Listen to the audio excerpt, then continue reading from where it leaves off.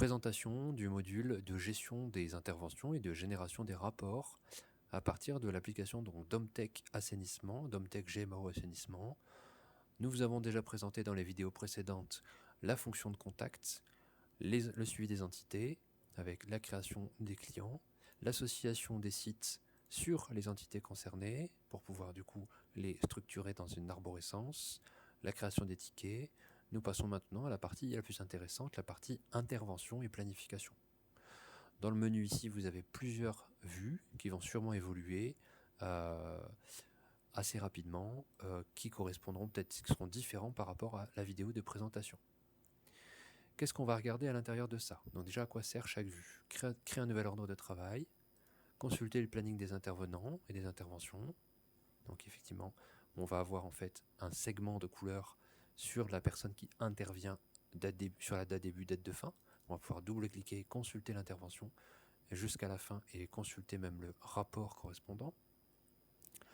On va pouvoir, alors ces vues peuvent être également identiques d'un espace de travail à un autre. D'autres vidéos permettront de présenter les autres cockpits. Donc là, on est sur une vue en lecture seule qui peut être intéressante pour ne pas se perdre, pour ne pas faire d'erreur.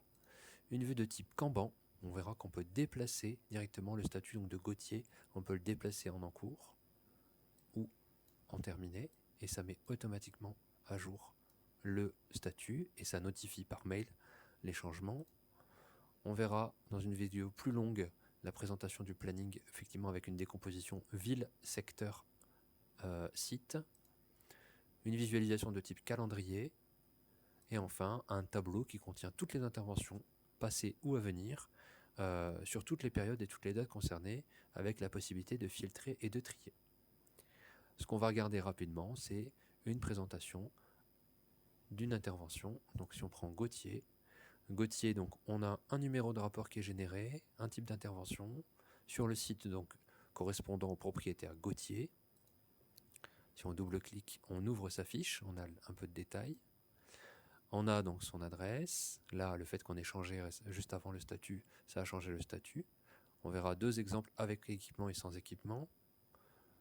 Le détail, l'intervenant qui correspond au planning, les temps passés, les plans qui ont été produits, les commentaires internes, clients, les préconisations, si ça nécessite une contre-visite, les suivis des actions. On verra que ça peut être très pratique pour s'assurer du bon suivi de toutes les actions. On verra un exemple un peu plus complet juste après. Les documents qui ont été fournis pour aider à l'intervention, les dates de début, les dates de fin, les dates de réalisation. Enfin, la possibilité d'exporter le rapport au format PDF ou de l'envoyer par mail à travers une trame qui aura été sélectionnée. La possibilité donc de dire qu'on a envoyé par courrier à telle date et enfin de faire le suivi jusqu'à la facturation. Là, je vous ai montré un exemple un peu vide. Je vais vous montrer un exemple un peu plus complet. Voilà. Donc là, en l'occurrence, nous avons toujours le même type d'intervention. J'ai pris le même exemple. Un statut qui, lui, est en cours.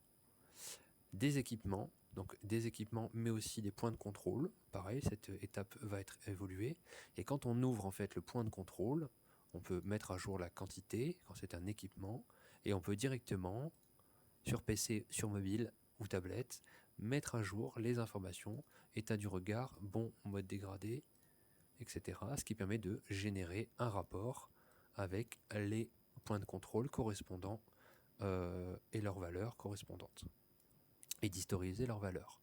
Vous pouvez également saisir marque, modèle, référence, mais en l'occurrence, ce n'est pas une information qui est demandée.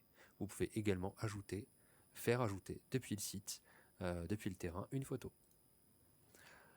Tout pour pareil, quand on descend à l'intervenant, le temps passé, les plans qui ont été générés, avec un suivi de statut des plans, les commentaires internes, clients, les préconisations, si ça nécessite une visite, le suivi des actions, donc est-ce qu'il y a une opération de boitage, contacté par téléphone, prise de rendez-vous, relance, et si oui, vous pouvez changer les dates et automatiquement on sait qui a réalisé ces opérations.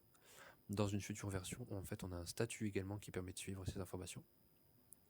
Toujours pareil, date début, date de fin, pour mettre à jour le planning, la date de réalisation, l'export au format PDF, et si on fait ici la petite étoile, on peut directement consulter une première version de rapport avec les informations qui sont renseignées et les plans qui ont été ajoutés, mis à jour, qui ont été chargés en tant qu'image, ici dans la partie précédente, dans les plans, et du coup ça génère automatiquement un document PDF correspondant qu'on peut choisir d'envoyer par mail ou qu'on peut choisir d'imprimer ici.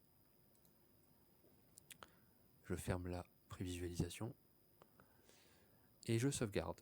À partir de ce moment-là, vous avez plusieurs façons de consulter, donc par planning, par tableau, les ordres de travail, donc les rapports de visite pour l'ensemble du coup avec la même application de toutes les entités, donc de tous les clients, on verra qu'on va tous les créer, sur tous les sites, on verra qu'on va tous les créer, et du coup toutes les interventions sont centralisées à partir d'un seul endroit et sont ensuite diffusées au bureau d'études en fonction des actions qu'il a créées, sur le terrain en fonction des actions qu'ils ont à remplir, et ça remonte et c'est directement renvoyé dans l'application au manager pour qu'il puisse changer les statuts et faire avancer statut par statut les ordres de travail de manière dynamique jusqu'à l'envoi au client également dans l'application.